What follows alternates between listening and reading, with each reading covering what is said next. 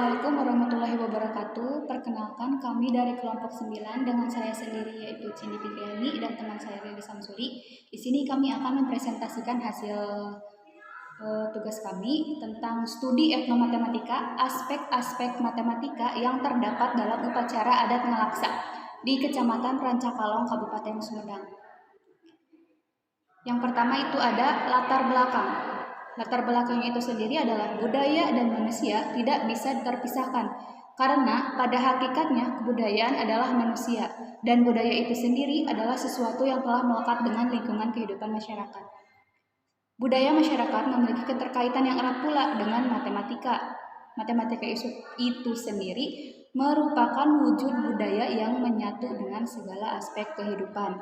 Aspek-aspek matematika dapat digali dari banyak budaya yang terdapat di Indonesia.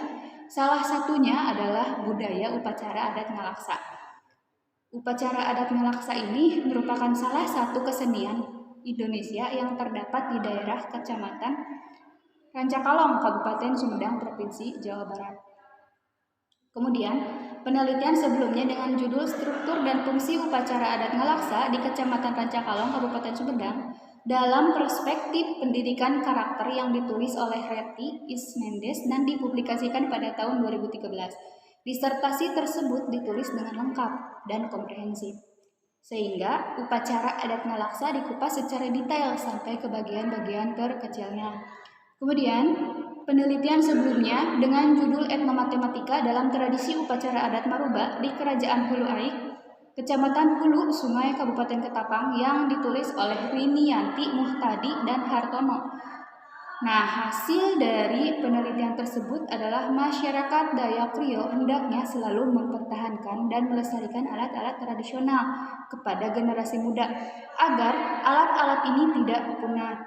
Dan sangat dianjurkan kepada peneliti selanjutnya yang ingin melanjutkan penelitian ini untuk melihat bagaimana penerapan alat-alat tradisional tradisi adat Maruba di Kerajaan Hulu Aik, suku Dayak Krio dalam pembelajaran matematika di sekolah. Kemudian selanjutnya urgensi penelitian. Nah, penelitian ini bertujuan untuk mengungkap aspek-aspek matematika yang terdapat dalam upacara adat Ngalaksa di Kecamatan Rancakalong, Kabupaten Sumedang. Sedikit mengenai sejarah upacara adat Ngalaksa. Berdasarkan bahasa, kata Ngalaksa berasal dari bahasa Sunda yaitu laksa. Laksa sendiri yakni merupakan suatu makanan tradisional suku Sunda yang berbahan dasar tepung beras. Bentuk dari makanan ini cukup mirip dengan lontong atau ketupat karena sama-sama dibungkus menggunakan daun dan kemudian direbus. Selain diartikan sebagai kata benda, kata Ngalaksa juga berasal dari kata laksana yang bisa diartikan sebagai tercapainya suatu keinginan.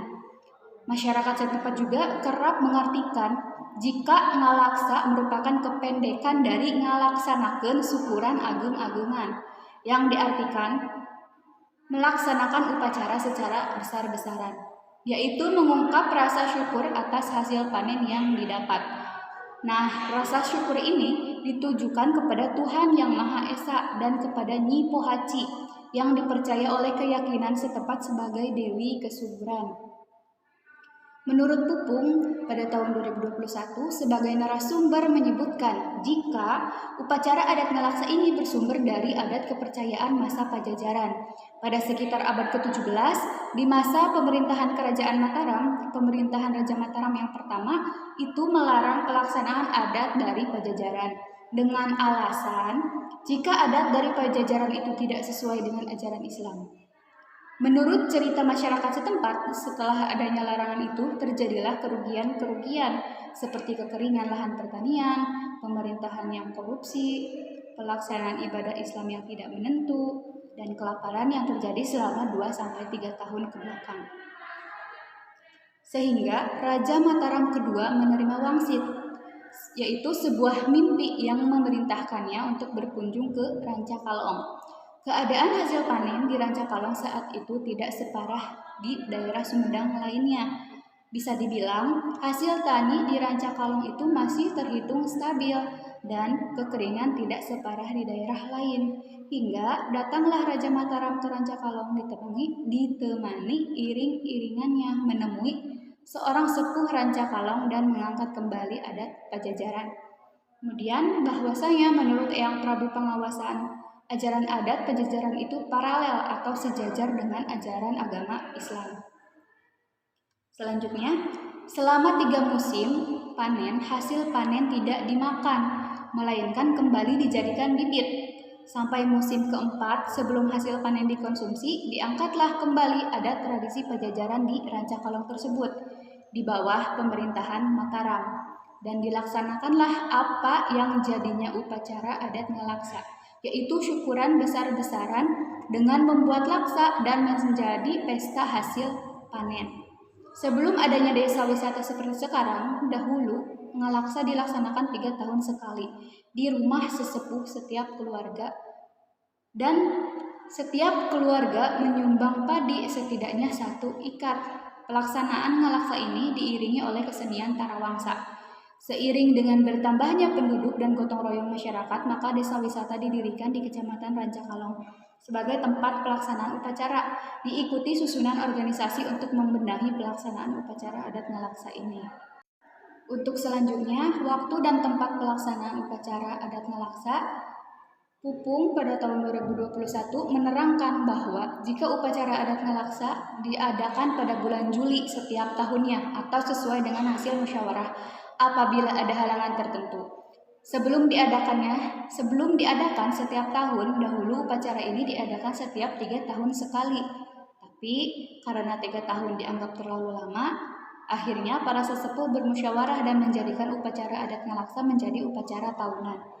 Pelaksanaan upacara adat ngalaksa ini diadakan di Desa Wisata Tradisi Budaya Tarawangsa dan Ngalaksa di Kecamatan Rancakalong, Kabupaten Sumedang, Provinsi Jawa Barat.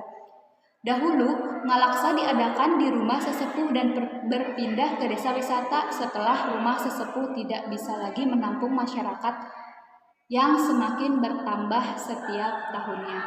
Kemudian penjelasan berikutnya akan dijelaskan oleh teman saya, yaitu Lili Samsuri. Selanjutnya mengenai aspek matematika dalam tahapan upacara. Aspek matematika yang ditemukan dalam tahapan upacara adat ngalaksa yaitu pertama, konsep bilangan. Nah, termasuk di dalamnya aktivitas membilang dan menghitung bahan-bahan upacara adat ngalaksa, serta menggunakan operasi bilangan untuk menjumlahkan seluruh bahan, membagi bahan, dan lain sebagainya. Kedua, konsep pengukuran ditemukan ketika menimbang bahan konversasi satuan dari satuan tidak baku seperti gedang, endang ke satuan baku yang juga melibatkan aktivitas penafsiran. Ketiga, konsep aljabar ditemukan ketika padi cikal, panengah, dan bungsu diganti dengan variabel X, Y, dan Z, serta menyusunnya menjadi sebuah persamaan 3 variabel. Dalam tahapan upacara adat ngalaksa juga ditemukan konsep etnoscience, yaitu konsep tekanan dalam fisika ketika menumbuk padi menjadi beras dan menumbuk beras menjadi tepung. Kemudian aspek matematika dalam upacara selanjutnya adalah pada pelaksanaan upacara adat ngalaksa ditemukan beberapa aspek matematika. Pertama, konsep modulo. Konsep modulo pada perhitungan awal tahun berbentuk A ekuivalen B sama dengan modulo 8, dengan A sebagai tahun Hijriah, 8 adalah jumlah siklus penamaan tahun yaitu 8 tahun. Selanjutnya diklasifikasikan berdasarkan nilai B untuk menemukan nama tahunnya. Sedangkan konsep modulo yang ditemukan pada posisi kala berbentuk A ekuivalen B sama dengan modulo 6 dengan A sama dengan tanggal, dan 6 adalah jumlah kala dalam satu siklus. Seperti perhitungan awal tahun, posisi kala juga diklasifikasikan berdasarkan nilai B. Kedua, konsep bilangan yaitu menggunakan konsep operasi bilangan dalam menentukan hari baik. Ketika aljabar, penggunaan variabel sebagai peubah dari hari dan weton dalam perhitungan awal bulan. Dilanjutkan dengan mencocokkan aturan dengan variabel yang telah dibuat. Keempat, konsep barisan bilangan dalam aturan tanggal-tanggal baik, yaitu sebuah barisan bilangan yang berbeda 2 dan 4, yaitu barisan 3, 4, 7, 8, 11, 12 dan seterusnya. Pada kesenian yang mengiringi upacara adat ngalaksa ditemukan konsep etnosains yang berhubung dengan bunyi dan gesekan yang menghasilkan bunyi pada alat musik rebab, kecapi, dan rengkong. Nah, kemudian tahap mese dalam upacara adat ngalaksa. Tahapan upacara adat ngalaksa juga ditemukan konsep etnosains, yaitu konsep tekanan dalam fisika ketika menumbuk padi menjadi beras dan menumbuk beras menjadi tepung atau disebut dengan tahap mese. Tahapan upacara merah. Merah biasanya dilaksanakan 1 minggu setelah pelaksanaan bewara. Pada tahapan merah ini, ketua rurukan membagi-bagikan bahan dan tugas kepada setiap warga rurukan. Sehingga pada tahap merah terdapat pengenalan konsep bilangan, yaitu pembagian, pengukuran, dan aljabar. Nah, kesimpulannya yaitu 1. Pada tahap badami terdapat pengenalan konsep bilangan, pengukuran. Dan yang kedua adalah pada tahap merah terdapat pengenalan konsep bilangan, pengukuran, dan aljabar. 3. Pada tahap mese terdapat pengenalan konsep bilangan, pengukuran, estimasi, dan etnosains dalam konsep tekanan. Yang keempat, pada tahap ngalaksa terdapat pengenalan konsep bilangan, konservasi satuan, dan kecepatan. Yang kelima, pada waktu pelaksanaan upacara adat ngalaksa terdapat pengenalan konsep modulo, bilangan, dan barisan bilangan. Dan yang terakhir, pada kesenian upacara adat ngalaksa terdapat pengenalan etnosains, konsep bunyi dan gesekan. Mungkin hanya itu saja yang dapat kita presentasikan mengenai etno matematika pada tatanan upacara ngalaksa yang berada di daerah Sumedang. Terima kasih atas perhatiannya. Akhirul kalam. Assalamualaikum warahmatullahi wabarakatuh.